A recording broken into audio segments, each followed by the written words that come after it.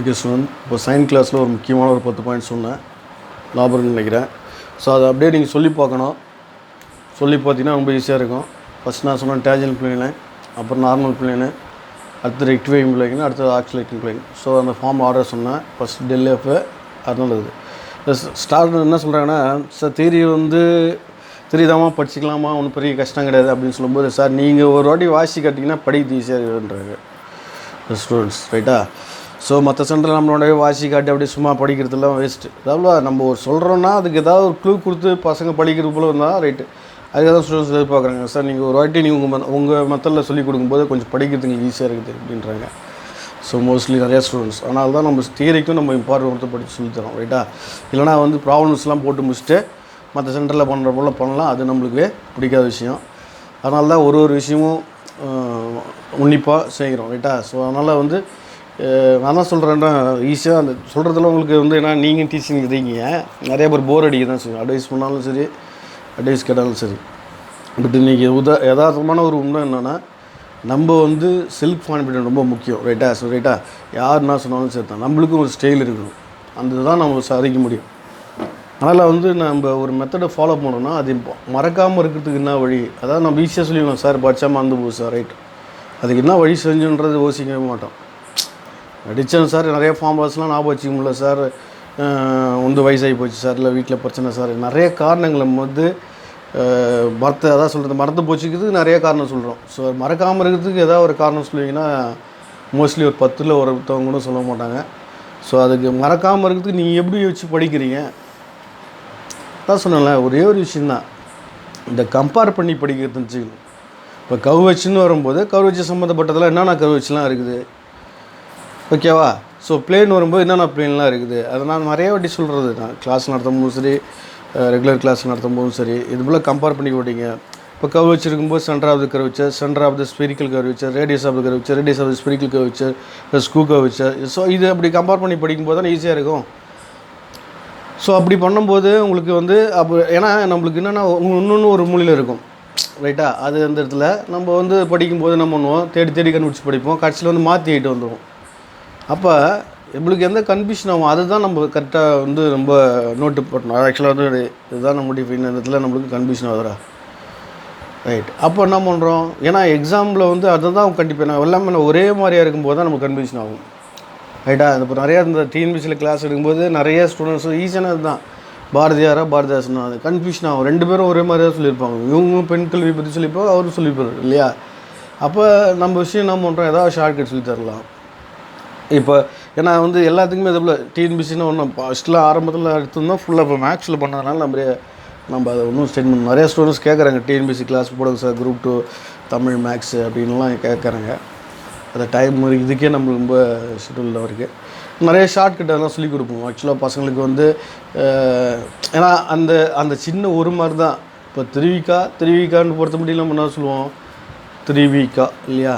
So முழுசாக சொன்னால் கல்யாண சுந்தரம், அவர் பிறந்த ஒரு நாள் கேட்டான் அப்படின்னு வரும்போது, கல்யாண சுந்தரம் கல்யாணம் பண்ணுறதுக்கு என்ன தேவை, பட்டு புடவை தேவை, ரைட்டா? அதான் கல்யாணத்துக்கு பட்டு புடவை தான் மெயினாக வாங்கி வச்சுருப்போம். பட்டு புடவை எங்கே தான் இருக்கும், காஞ்சிபுரத்தில் இருக்கும், ரைட்டா? அப்போ திருவிக்கா பிறந்தவர் காஞ்சிபுரம் அப்படின்றது நம்ம ஈஸியாக சொல்லிடலாம். ஸோ திருவிக்கானா கல்யாணம் பண்ணுறதுக்கு பட்டு புடவை தேவை, பட்டு புடவைலே ஃபேமஸ்னா அது காஞ்சிபுரம் அப்படின்னு ஒரு க்ளூ வச்சு போட்டுக்கலாம், ரைட்டா?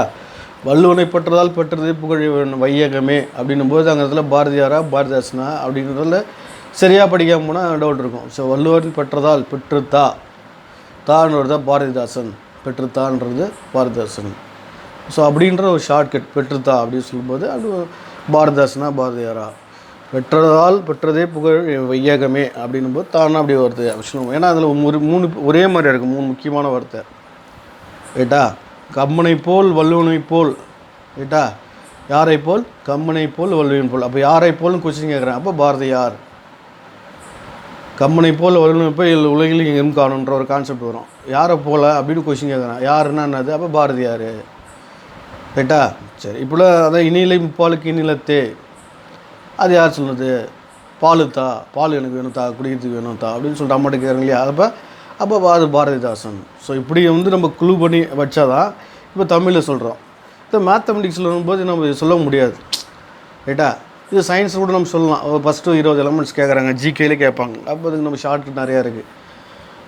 ஸோ அவ்வளோ சோஷியல்னு சொல்லலாம். ஆனால் மேத்தமெட்டிக்ஸில் நம்ம என்ன பண்ண முடியும், சொல்ல முடியல. அப்போ அதுக்கு என்ன காரணம், அதுக்கு என்ன பண்ணால் ஒரே ஒரு ரீசனு கம்பேரிசன் வச்சு படிக்கணும். உங்கள் ஸ்டைலில் ஒரு 10 பாயிண்ட் 15 பாயிண்ட் வச்சு படிக்கணும், ரைட்டா? ஏன்னா வந்து படிக்கிறது வந்து நம்ம வந்து ஏதோ கடமைக்கு படித்தா நாளைக்கு படிக்கிறத ரசித்து படிக்கணும். நாளைக்கு நீங்கள் கிளாஸ் எடுக்கும்போது பசங்களுக்கு எப்படி நம்ம சொல்லுவோம். ஸோ நம்மளுக்குன்னு ஒரு ஸ்டைல் இருக்கணும். அதுதான் நான் ஃபாலோ பண்ணுறது. இது சப்ஜெக்ட் ஃபுல்லாக நம்ம வந்து எக்ஸ்பிளைன் பண்ணுறது, சப்ஜெக்ட் நாலேஜு இல்லை இருக்குது அப்படின்றது ஸ்டூடெண்ட்ஸ் பார்க்குறதோட பசங்களை எப்படி பாஸ் பண்ண வைக்கணும், இதுதான் நம்ம வந்து மெயினாக பார்க்க வேண்டியிருக்கு, ரைட்டா? இப்போ போய்ட்டு நம்ம 5 விஷயம் படிக்க வேண்டிய சப்ஜெக்டை பிஎஸ்சி 3 விஷயம், எம்எஸ்சி 2 விஷயம், ரைட்டா? அது படிக்க வேண்டிய சப்ஜெக்டை நம்ம 5 மாதத்தில் முடிக்கின்றது சத்தியமாக நடக்காத விஷயம். அப்படியே நீங்கள் காலேஜில் கூட செலக்டிவாக தான் படிச்சிருப்பீங்க, எல்லாமே படிச்சிருக்க மாட்டீங்க. இன்னும் நம்மளுக்கு எல்லாமே தெரியுன்றது சுத்தம் முட்டாள்தனம். தெரியல, இன்னும் நிறைய விஷயம் கற்றுக்கணும் அப்படின்றது தான், ரைட்டா? அதுக்கு தான் வந்து நம்ம டெய்லி டெஸ்ட் வைக்கிறது. இப்போ சொல்கிறோம், நீ காம்ப்ளெக்ஸ் அனாலிசிஸ் டெஸ்ட்டு மண்டே, ரைட்டா? நான் மண்டே சொல்லிட்டேன், சனிக்கிழமை சொல்லிட்டேன், 2 நாள் டைம் இருக்குது. காம்ப்ளெக்ஸ் அனாலிசிஸ் இதில் முக்கியமான டாபிக் காம்ப்ளெக்ஸ் அனாலிசிஸில் என்னென்ன இருக்குது அதெல்லாம் எடுத்து அதில் முக்கியமான இது வரைக்கும் என்னென்ன கொஷின் கேட்டிருக்காங்க டிஆர்பியில் 2001 2019 வரைக்கும் அதை தரவா முடிச்சுட்டு அதுக்கப்புறம் தான் டிஃபிகல்ட்டான கொஷின், கஷ்டமான கொஷின்ஸு, சிஎஸ்ஆர்ட்டு அது இனிமேல் 10 கொஷினில் கண்டிப்பாக ஒரு 5 கொஷின் போடுவீங்க, 5 கொஷின் தெரியாது, டஃப்பாக தான் எடுப்பேன். அப்போ அந்த 5 கொஷின் நம்ம கீ ஆன்சர் கொடுக்கும்போது உங்களுக்கு ஈஸியாக புரிஞ்சிடும், ரைட்டா? இதெல்லாம் பெரிய விஷயம் இப்போ பண்ணுறதெல்லாம் உண்மையே இல்லை, ஒரு சாதாரண பேசிக்கான விஷயம் தான் இப்போ நம்ம பண்ணுறோம், ரைட்டா? இது அதாவது மற்றவங்க பண்ணுறதோட இந்த பேசிக்கான விஷயமே 10 மடங்கு பண்ணுறோம். ஆனால் இந்த டெஸ்ட்டு தான் உங்களுக்கு மற்ற திருப்பி சொல்ல வரேன், படிக்கிற விஷயத்தை தெளிவாக படிங்க, கன்ஃபியூஷன் பண்ணிக்காதீங்க, ரைட்டா? அதை ஆவச்சிங்க. நான் அடிக்கடி சொல்கிறதுக்கு காரணம் ஏன்னா நேரில் வந்து கிளாஸ் எடுக்கும்போது நம்ம நிறையா மோட்டிவேட் பண்ணலாம், சொல்லலாம். பட்டு பார்க்க முடியல, நேரில் நம்மள ஆன்லைன் கிளாஸ்னும் போது சொல்கிறத காதில் வாங்கிட்டு நம்மளுக்கு எதுக்காக சொல்கிறாங்க, சொல்கிறதுனால அவருக்குன்னு லாபம் பண்ணணும் அப்படின்னு யோசிக்க முயற்சி பண்ணுங்கள். நம்ம லைஃபுக்கு தான் சொல்கிறாங்க, சொல்கிறது ரைட்டாக தப்பா அப்படின்னு நம்மளுக்கு கொஷின் கேட்டு பார்த்தா அது கண்டிப்பாக ஒரு சொல்யூஷன் கிடைக்கும், ரைட்டா? சரி பாப்போம். இப்போ வந்து நம்ம என்னென்ன பார்த்துருக்கோம்னா சொல்லிட்டோம் உங்களுக்கு. அந்த tangent plane, normal plane, rectify plane, osculating plane, so அதெல்லாம் உங்களுக்கு கண்டிப்பாக கொடுத்துருக்கோம். இதில் வந்து இந்த ஆக்சிலேட்டிங் பொறுத்த மட்டும் கொஞ்சம் நிறைய டிஃப்ரெண்ட்டான ஃபார்முலாஸ் இருக்குது, ஏன்னா அது மெயின் அது, ரைட்டா? அதை பற்றி நம்ம இப்போ டீட்டெயிலாக பார்க்கணும். ஆக்சிலேட்டிங் பிளேன் பொறுத்த மட்டும் ஒன்று டீப்பாக நம்ம தெரிஞ்சுக்கணும், மெயின் இது. ஏன்னா வந்து நிறையா இதோட டிஃப்ரெண்ட் ஃபார்ம் நிறையா இருக்குது, ரைட்டா? சரி, இப்போ ஜென்ரலாக நம்ம வந்து ஆக்சிலேட்டிங் பிளேன் தான் என்ன ஃபார்முலா யூஸ் பண்ணியிருப்பீங்கன்னா capital R vector minus small R vector into B வெக்டார்னு போட்டிருப்பீங்க இல்லையா? அதுதான். சரி, இதை வந்து நம்ம ஒன்றும் இந்த டேஷு ஒன்று சொல்லுவோம், அடுத்து வந்து அதுக்கு முன்னாடியே நமக்கு ஷார்ட்கட் கொடுத்துருக்கேன், டேஷ்னா என்ன, டாட்னா என்ன அப்படின்னு கொடுத்துருக்கேன் இல்லையா? ஸோ அதாவது D R dash vector by D S, ரைட்டா? இப்போ ஆர் வெக்டார்ன்றது எஸ்ஸை பொறுத்து பண்ணுறோம், அடுத்தது என்ன சொல்கிறோம், டேஷ்னா அப்படின்னா சொன்னோம், டேஷ்னா எஸ், ரைட்டா? சரி, அதே வந்து டாட்னா யூ, பேராமீட்டரை பண்ணால் டிஃபரன்ஷியேட் பண்ணால் அது டியூ டாட்டு, ஆர்க்லேருந்து வச்சு டிஃபரன்ஷியேட் பண்ணால் அது டேஷ், அது பெரிய விஷயமே இருக்காது. சம்முக்கு போடுவோம். ஃபஸ்ட்டு வந்து another equation oscillating plane. First இது இப்போ ஜென்ரலாக ஒரு ஈக்குவேஷன் பார்த்தோம் இல்லையா, அது வேறு ஒரு மாதிரி ஈக்குவேஷன் எழுதலாம். அந்த ஈக்குவேஷன் நம்ம எழுத போகிறேன். Capital R vector minus small R vector of 0, அடுத்தது ஆர் டேஷ் வெக்டார் ஆஃப் 0, அடுத்தது R double dash vector of 0 equal to 0. இது சில பாக்ஸ் ப்ராடக்ட்னு சொல்லுவாங்க, ஸ்கேலார் ட்ரிபிள் ப்ராடக்ட். பாக்ஸுக்குள்ளே ஒரு 3 வெக்டார் இருந்தால் ஒரு டாட்டு ஒரு கிராஸ் இல்லையா? ஸோ உங்களுக்கு தெரியும் நினைக்கிறேன், அது சம் பண்ணும்போது உங்களுக்கு சொல்லித்தரேன். சரி, ஓகே. இதில் வந்து இது பாயிண்ட் ஆஃப் இன்ஃப்ளெக்ஷன்ற ஒரு கான்செப்ட் இல்லை வருது, ரைட்டா? இந்த டிஃபரன்ஷியல் கால்குலஸில் படிச்சுப்பீங்க. பாயிண்ட் ஆஃப் இன்ஃப்ளெக்ஷன் எந்த கண்டிஷனில் பாயிண்ட் ஆஃப் இன்ஃப்ளெக்ஷன் கிடைக்கும் அப்படின்னு பார்த்தா R double dash equal to 0 இல்லை R double dash vector equal to 0 எல்லாம் ஒன்று தான். ஸோ அப்படி இருக்கும்போது இட் இஸ் கால்டு, முக்கியமான ரிசல்ட் இது. இந்த கண்டிஷனில் இருக்கும்போது அந்த பாயிண்ட் என்ன சொல்லணும்னா is called a point of inflection, point of inflection அப்படின்னு சொல்லுவோம். ஓகேவா? சரி, சப்போஸ் அந்த ஆர் டபுள் டேஷ் வந்து நாட் ஈக்குவல் 0 அப்படின்னு வரும்போது என்ன வரும்னா உங்களுக்கு, அப்போ இந்த பாயிண்ட் ஆஃப் இன்ஃப்ளெக்ஷன் சொல்லும்போது அதோடைய ஆக்சிலேட்டிங் பிளேன் எப்படி இருக்கும், ஆக்சிலேட்டிங் பிளேன் இதில் இந்த பிளேன் வந்து இன்ஃப்ளெக்ஷன் பாயிண்ட்டாக இருக்குன்னா, இந்த ஆக்சிலேட்டிங் பிளேன்ன்றது இன்ஃப்ளெக்ஷன் பாயிண்ட்ஸாக இருக்கணும்னா அப்போ உங்களுக்கு ஒரு ரிசல்ட் உங்களுக்கு கிடைக்கிது. எப்படின்னா, ஏன்னா உங்களுக்கு வந்து இது என்னென்னா ஈக்குவல் டு 0 இல்லையா? சரி, அப்போ இந்த கண்டிஷன் எப்படி கொண்டு வரோன்னா, capital R vector R vector அதே நேரம் அதுபோல் ஆர் டேஷ் வெக்டார் ஆஃப் 0, அடுத்தது ஆர் டபுள் டேஷ் அப்படின்றது போல் K times of 0 of equal 0 ரைட்டா? ஸோ இதில் பொறுத்த முடியல என்ன சொன்னோன்னா, இந்த வேல்யூ ஃபுல்லாக இருக்கு இல்லையா, அப் டு K - 1 வரைக்கும் வேல்யூ என்ன இருக்கும், 0 இருக்கும். அதாவது ஆர் பவர் K - 1 ஓகேவா, ஆஃப் 0 ஈக்குவல் டு எல்லாமே என்ன இருக்கும், 0 இருக்கும். அடுத்தது ஸோ ஃபஸ்ட்டு பாயிண்ட் புரியுதா? ஆக்சிலேட்டிங் பிளேன் என்ன ஜென்ரல் ஃபார்ம் என்ன, இது வந்து நாட் ஈக்குவல் 0 அந்த கண்டிஷனில் வந்து இது நான் ஆர் டபுள் டேஷ் வெக்டர்ன்றது என்னன்னா நாட் ஈக்குவல் 0ன்னு இருக்கணும். அப்படின்போது இது சப்போஸ் அது 0வாக இருந்துச்சுன்னா அது பண்ணால் சொன்னோம் பாயிண்ட் ஆஃப் இன்ஃப்ளெக்ஷன் ரைட்டா? அந்த பாயிண்ட் ஆஃப் இன்ஃப்ளெக்ஷனை கொண்டு வரும்போது ஆக்சிலேட்டிங் பிளேனோட ஈக்குவேஷன் இது ரைட்டா? இது டிஃப்ரெண்ட் தெரிஞ்சு படிக்கணும். அடுத்தது பொறுத்த ஒன்று, இப்போ வந்து உங்களுக்கு வந்து முக்கியமான விஷயம் சொல்லிட்டேன். சப்போஸ் இந்த கே வேல்யூ இருக்கு இல்லையா, ஸோ என்ன சொல்லணும்னா, if K R power K ரைட்டா, ஆர் பவர் கே ஆஃப் 0 இந்த கண்டிஷன் ரொம்ப முக்கியம். For all K greater or equal to, so ரெண்டோட அதிகமாக இருந்துச்சுன்னா இந்த ஆக்சிலேட்டிங் பிளேன் எப்படி மாறுனா, இந்த curve is straight line, and curve எப்படி இருக்கும், இஸ் ஸ்ட்ரெயிட் லைனாக இருக்கும். ஓகேவா? ஸோ ஃபஸ்ட் நான் சொன்னேன் ஆக்சிலேட்டிங் பிளேனோட ஈக்குவேஷன் சொன்னேன், அதில் பாயிண்ட் ஆஃப் இன்ஃப்ளெக்ஷனோட கண்டிஷன் நான் சொன்னேன். பாயிண்ட் ஆஃப் இன்ஃப்ளெக்ஷன் இருக்கும்போது அது ஆக்சிலேட்டிங் ஈக்குவேஷன் நான் சொன்னேன் ரைட்டு. சப்போஸ் அந்த கேவோட value greater or equal to 2 அப்படின்னு வரும்போது அந்த கர்வ் எப்படி மாறிடும், ஸ்ட்ரெயிட் லைனாக மாறிடும் அப்படின்றது தான் அங்கே முக்கியமான ஒரு விஷயம் ரைட்டா? சரி, சப்போஸ் 5வது இந்த பாயிண்ட் ஆஃப் இன்ஃப்ளெக்ஷன் கிடைக்கல அமையலை அப்படின்னு வரும்போது ரைட்டா, ஸோ எனி வெக்டார் அது சொல்லுவோம், எனி வெக்டார் இஸ் நான் இன்ஃப்ளெக்ஷன் அப்படிங்கும்போது, அதாவது அதர் தென் இன்ஃப்ளெக்ஷன், அதாவது என்ன சொல்லுவோம், இஸ் நான் இன்ஃப்ளெக்ஷனல். அதாவது இன்ஃப்ளெக்ஷன் பாயிண்ட் இல்லைன்னா இல்லை லையிங் இன் தி இந்த ஆக்சிலேட்டிங் பிளேனுக்கு இன்ஃப்ளெக்ஷன் பாயிண்ட்டு இல்லை அப்படின்னா அப்போ இருக்கும்போது அந்த ஈக்குவேஷன் என்ன சார் அப்படின்னா, A R dash plus B R double dash ஓகேவா? ஸோ இதுதான் முக்கியமான ஒரு கண்டிஷனு. இதில் வந்து ஏ பர்பெண்டிகுலர் பி, இவன் பியும் பர்பெண்டிகுலராக இருக்கும். சப்போஸ் நான் இன்ஃப்ராக்ஷன் ஆஃப் இன்ஃப்ளெக்ஷன் அப்படின்னு வரும்போது உங்களுக்கு என்ன வரும், R dash plus B R double dash அப்படின்றது முக்கியமாக இருக்கும். ஸோ ஆக்சிலேட்டிங் பிளேனில் இருக்கிற இம்பார்ட்டண்டான முக்கியமான விஷயம் ஆக்சிலேட்டிங் பிளேன் ஜென்ரல் ஃபார்மு. ஆக்சிலேட்டிங் ஜென்ரல் ஃபார்மில் வந்து பாயிண்ட் ஆஃப் இன்ஃப்ளெக்ஷன் இருக்கும்போது என்ன கண்டிஷனு, பாயிண்ட் ஆஃப் இன்ஃப்ளெக்ஷன் இருக்கும்போது ஆக்சிலேட்டிங் பிளேன் என்ன. சப்போஸ் அந்த கே வேல்யூ கொடுத்துருங்களா அப் டு K - சொன்னீங்க, அது வந்து 0 வந்துச்சுன்னா அது உங்களுக்கு என்ன வரும், உங்களுக்கு பாயிண்ட் ஆஃப் இன்ஃப்ளெக்ஷனு. அந்த கே வேல்யூ 2க்கு மேலே அதிகமாக இருந்துச்சுன்னா அது என்ன சொல்லணும், curve straight line, very important. Suppose அந்த point of inflection osculating plane இல்லைன்னா இந்த condition equation AR dash plus B R double dash முக்கியமான ஒரு பாயிண்ட்ஸ். ஸோ இதே போல் ஆர்டரில் படிச்சிங்கன்னா ரொம்ப ஈஸியாக இருக்கும், நல்லா மறக்காதீங்க. ஓகே, இப்போ ஒரு ஜென்ரலான ஒரு விஷயம் டயக்ராம் போட்டு நடத்துவோம். ஒன்றுனா இது இந்த டயக்ராம் தெரிஞ்சதுனால ஈஸியாக நீங்கள் சொல்லலாம், நிறைய ஃபார்முலாஸ் படிச்சிடலாம் ரைட்டா? ஸோ நான் பார்ப்போம். இப்படி ஒரு கர்வ் இருக்குது ஓகேவா? சரி, இது நான் சொல்லுவோன்னா இந்த இடத்துல வந்து என் வெக்டார் ஓகேவா? ஸோ இந்த இடத்துல வந்து டி வெக்டார், இந்த இடத்துல வந்து டிபி வெக்டார்னு வச்சுக்கோம். இந்த பக்கம் போகிறது பிரின்சிபல் நார்மல் சொல்லுவாங்க, பிரின்சிபல் நார்மல் பிரின்சிபல் எல்லாம் ஒன்று தான். இது பை நார்மல் ஓகேவா? இது ரெக்டிஃபைங் பிளேன் அப்படின்னு சொல்லுவோம்.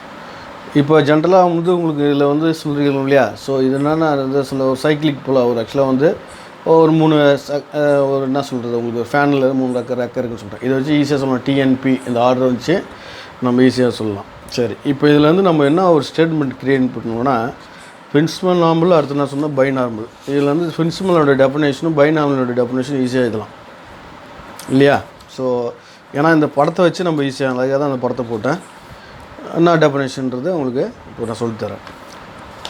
இப்போ பை நார்மல் இந்த இடத்துல நான் சொன்னோம் பை நார்மல், இந்த இடத்துல பிரின்சிபல் நார்மல். இந்த பிளேனை பார்த்தீங்கன்னா ரெக்டிவ் பிளேன். ஓகேவா? ஸோ பிரின்சிபலோடைய ஸ்டேட்மெண்ட்ஸ் சில சமயம் என்ன பண்ணுவாங்க, டைரெக்டாக ஃபார்முலாஸ் கேட்காம ஸ்டேட்மெண்ட்ஸ் கேட்பாங்க. இந்த ஸ்டேட்மெண்ட்ஸுன்றது தான் உங்களுக்கு நிறைய பேர் வந்து மாற்றி மாற்றி ஆகிட்டு வந்துடுவீங்க. ஸோ அதனால தான் டயக்ராம் போட்டிருக்கேன். இந்த இதில் the plane containing tangent line அட்னது P that passes through the Q. So ஜென்ரலாக ஒரு பிளேன் கண்டெய்னிங் அதாவது ஆக்சிலேட்டிங் பிளேன் ஸ்டேட்மெண்ட் எழுதி போட தான் புரியும். அப்படியே சொன்னால் உங்களுக்கு கஷ்டமாக இருக்கும். இப்போ ஆக்சிலேட் ஜஸ்ட்லாம் நம்ம இது ஈக்குவேஷனில் சொன்னோம் ரைட்டா. இப்போ வந்து அதை ஸ்டேட்மெண்ட்டில் சொல்லுவோம். தி plane that contains tangent line, the contains another tangent line at P. ஏதாவது ஒரு P என்ற பாயிண்டில் டச் ஆகுது. அது பாசஸ் த்ரூ Pயில் எதுக்கு போகுதுன்னா பாசஸ் த்ரூ கியூவுக்கு போகுது. அப்படி இருக்கும்போது ஒரு டேஞ்சன்ட் லைன் Pயிலேருந்து கியூவுக்கு போகும்போது அதை நம்ம என்ன சொல்லுவோம்னா ஆக்சிலேட்டிங் பிளேன் சொல்லுவாங்க. ஆக்சிலேட்டிங் பிளேன்னு சொல்லுவாங்க. ஓகேவா? சரி, இந்த ஆக்சிலேட்டிங் பிளேனுடைய ஆர்க் லென்த் அதை ஈக்குவேஷன் ஆஃப் அதான் சொல்ல எடுத்துட்டேன். அது பேராமீட்டரு என்ன வரும் அப்படின்னு பார்த்தீங்கன்னா ரெண்டு விதமாக சொல்லலாம். அதாவது என்ன சொல்லணும்னா இது ஸ்விஃப்டாக இருக்குமா, டிக்கெட் என்ன கொடுத்துருக்கோம் ஸ்விஃப்டாக 6ன்னு பார்த்துங்க. இப்போ வந்து இதோடைய பேராமீட்டர் அப்படின்னு பார்த்தீங்கன்னா ஒன்று சொல்லலாம் ஆர்க் லென்த்தில் ஒன்று சொல்லலாம், அடுத்து என்னது பேராமீட்டரில் ஃபார்முலா சொல்லலாம். ஃபஸ்ட்டு ஆர்க் லென்த் சொல்லும்போது R vector equal to so R vector equal to உனக்கு வரைக்கும் எத்தனை பாயிண்ட்ஸ் கொடுத்துருக்கோம் அந்த பாயிண்ட்ஸ் வச்சு கவுண்ட் பண்ணி பிடிங்கலாம் மறந்துடும். ஸோ 5 இது 6, ஸோ இது 5 இது 6 இது 7. இப்போ ஆர் வெக்டார் ஈக்குவல் டு என்ன சொல்லணும்னா R vector equal to arc length அதாவது வந்து ஆர் வெக்டார் ஆஃப் எஸ் அப்படி வரும்போது என்ன வரும், இதான் வந்து 7வது பாயிண்ட்ஸாக கொடுக்க போகிறேன். இந்த ஆக்சிலேட்டிங் பிளேனுக்கு இது இவ்வளோ விஷயம் நான் இப்போ ஒரே இடத்துல கொடுக்குறேன். இதை வந்து யூவில் சொல்லுவோம் பேராமீட்டரில் சொல்லும்போது என்ன வரும் அப்படின்னு சொல்லுவோம்.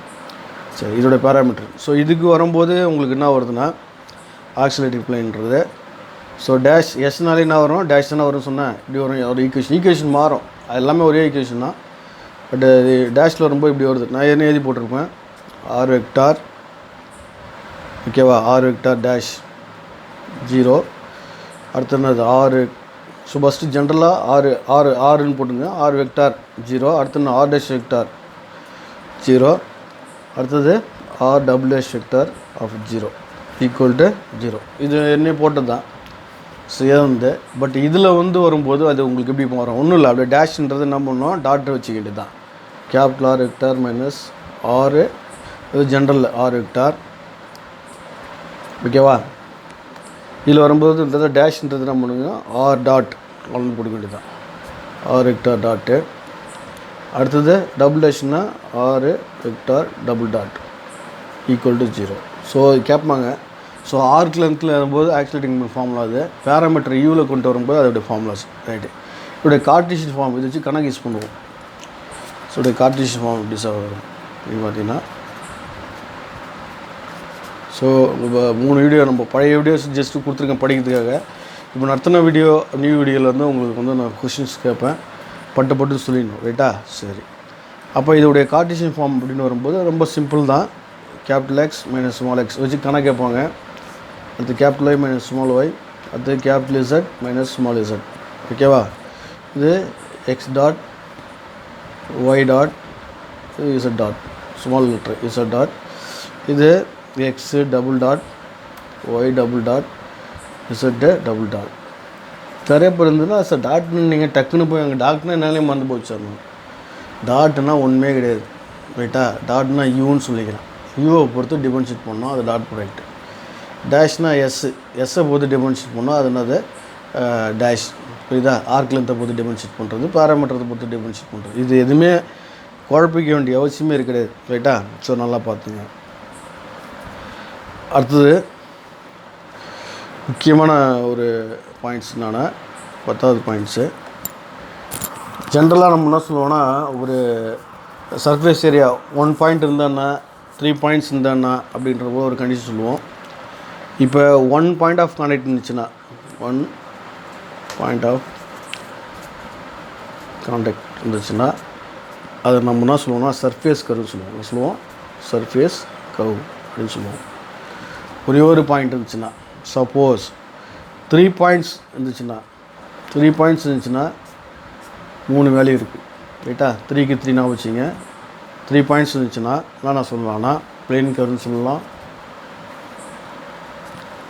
அடுத்தது ஆக்சிலேட்டிங் பிளேன் சொல்லலாம். அடுத்தது ஆக்சிலேட்டிங் சர்க்கிள் சொல்லுவோம். எல்லாமே 3 பாயிண்ட்ஸ் தான். ஆக்சிலேட்டிங் சர்க்கிள் இது அடிக்கடி கேட்குற கொஷின்ஸ். புரியுதுங்களா? 3 பாயிண்ட்ஸுக்கு பிளேன் கர்வு, அது ஆக்சிலேட்டிங் பிளேன், அது ஆக்சிலேட்டிங் சர்க்கிள். ரைட்டா? ஸோ நல்லா தெரியக்கூட இருங்க. பிளேன் கர்வு, அடுத்தது ஆக்சிலேட்டிங் பிளேனு, அடுத்து ஆக்சிலேட்டிங் சர்க்கிள். ரைட்டா? சர்க்கிள் கர்வு இல்லை சர்க்கிள். இதுனா 3 பாயிண்ட்ஸ் ஆஃப் கான்டாக்டுக்கு இது ஃபார்ம்லாம். ரைட்டு. 1 பாயிண்ட் சொன்னேன், 3 பாயிண்ட் சொன்னேன். அடுத்தது 4 பாயிண்ட்ஸ். 4 பாயிண்ட்ஸ் வரும்போது ஆக்சிலேட்டிங் ஸ்பியர். ரைட்டா? ஸோ 3 டைமென்ஷனில் ஆக்சிலேட்டிங் ஸ்பியர் 1 2 ஸோ பாயிண்ட்ஸ் நான் வச்சுங்க. சப்போஸ் அட்லீஸ்ட் 4 பாயிண்ட்ஸ் அப்படின்னு வரும்போது இந்த கர்வுன்றது அட்லீஸ்ட் 4 பாயிண்ட்ஸ். அட்லீஸ்ட் 4 பாயிண்ட்ஸ், குறைஞ்சபட்சம் 4 பாயிண்ட்ஸ். ஸோ அதுக்கு மேலே எவ்வளோ இருக்கலாம். அப்படி வரும்போது அந்த பிளேன் கண்டிப்பாக ஆகிடும். கேவோட வேல்யூ 0 ஆகிடும், டவோட வேல்யூ 0 ஆகிடும். டாய்ஸன் கவேச்சஸ் ரெண்டுமே ஆகிடும் 0 ஆகிடும். ரொம்ப முக்கியமான பாயிண்ட்ஸ். இது நிறைய வாட்டி டிஆர்டபிள்யூ கேட்ட கொஷின்ஸ். ரைட்டா? ஸோ இந்த பாயிண்ட்ஸ் 10 பாயிண்ட்ஸ் தர வச்சிங்க. ஸோ 30 பாயிண்ட்ஸ் இருக்குது. ரொம்ப முக்கியமான பாயிண்ட்ஸை நான் எடுத்துன்னு இருக்கிறேன். ரைட்டா? ஸோ நான் கொடுக்குறதெல்லாம் முடிச்சுட்டு அப்புறம் மீதி இதெல்லாம் படிங்க. ஓகேவா? ஸோ மீதி நெக்ஸ்ட் டே பார்ப்போம்.